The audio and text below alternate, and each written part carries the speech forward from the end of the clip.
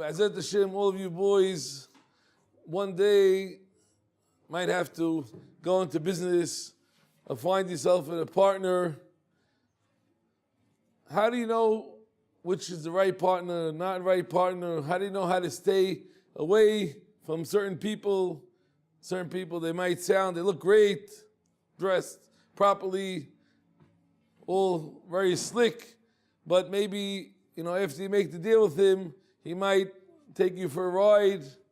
On the other hand, you have people that they're not so much showing themselves in the beginning, but they might be good people, good business partners. How do you know who's the right partner? Torah tells us about Abraham Avinu and about Ephron Hiti. Gemara says, how do we know that the tzaddikim, omlim ma'at ve'osim arbeh, they talk a little, but they do a lot? From Abraham Avinu. When he had the guests that they came to see him, what did he tell them? Come, sit down, take a little water, take a piece of bread. On your way, I don't want to bother you, just stop and take something small. At the end, what did he do? Vela bakar atz Abraham. He ran to bring them bakar, steaks, leshonot, everything. He bought them the biggest saudah possible. So the tzaddikim, like Abraham Avinu, they talk a little, but they do a lot. Ephron Hiti, the opposite. What did he tell Abraham Avinu when he came to bury Sarah? He says, come, take it for free, take the whole Ma'arata Mechpelah, whatever you need. You're king. Whatever you want is yours. But at the end, we know when he came down to payday, he says, 400 shekel kesef beni ubenecha mahi. Just give me the top price for my field, because he was not willing really inside his heart to give it over. And piv v'leshono shavim, they're not the same. What he says in the outside is not the same like what he has in the inside. What is the midah? What is this characteristic of the tzaddikim, that they talk a little and they say a lot, and the risha'im the opposite? We have to know that the Sha'arei Kedusha was written by Rabbi Chaim Vital. He writes a very, very scary thing. He says, if someone does a mitzvah and tells it to other people, you know what I did? I just helped this poor person, and I did this and this mitzvah and this chesed. I just finished a masechet. He's boasting about it, talking about it.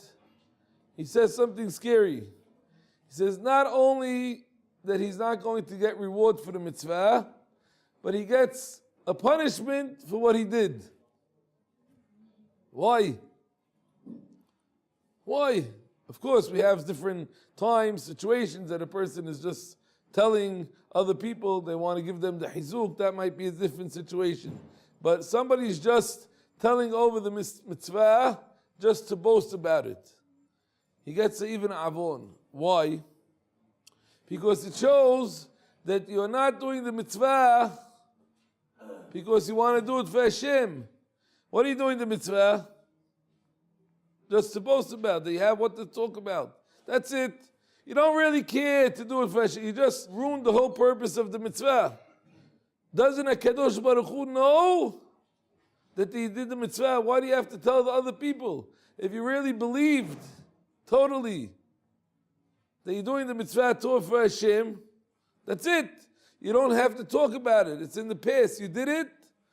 You're going to get reward over there. Why are you talking about it? Because it's only for you. It's not for Hashem.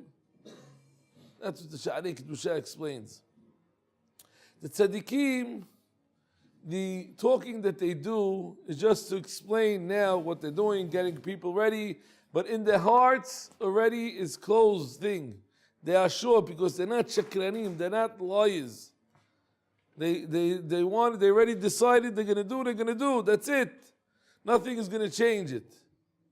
The Risha'im, the opposite, why they talk a lot. Why? Because inside is nothing. They don't really mean to do anything. So how could they build themselves up? How can they complete their feelings to make them feel good that they're really going to do something? They talk a lot. What do we call that in our language? Tawag, haki barash, just talking. The guy talks. If somebody talks a lot, you have to really check. If he says, I have $100 million in the bank, I have these investments, that's investments, all these things, and he has to talk about himself, you have to really check his investments and check, is this guy real or not? Because he's probably just full of it, because he doesn't have the credit for what he's talking about. Somebody that doesn't talk so much, even though he might not look from the outside so real, you could probably rely on him, because whatever he has, it's probably the truth. Doesn't have, it's okay, but whatever he has is the truth. This is the midah of the tzaddikim, like a kadosh baruch hu. What do we say every morning?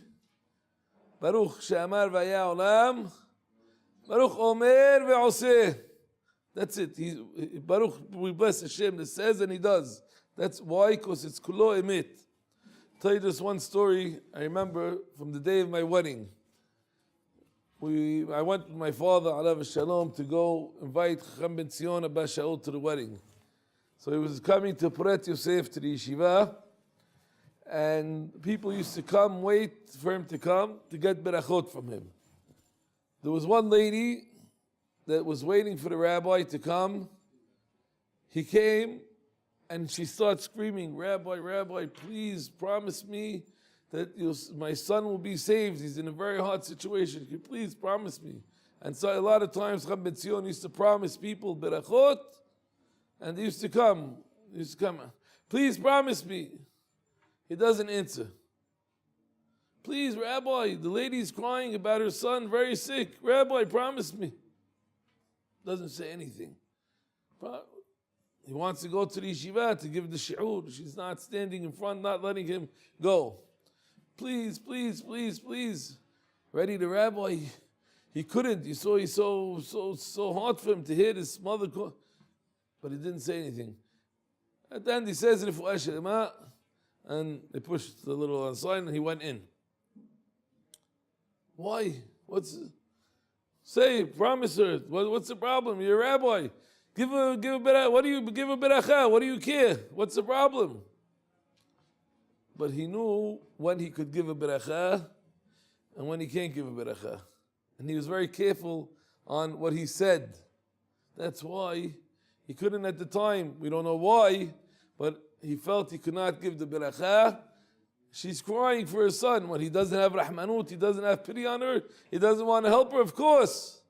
But he can't just say something that's not real. Another last story I also heard about Chacham ben Zion.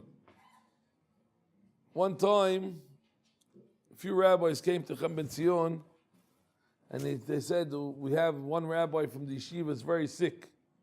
Can you please make a pidyon shivuim for him, make a special pidyon nefesh. Pidyon nefesh, make sure that he's going to feel better, this rabbi.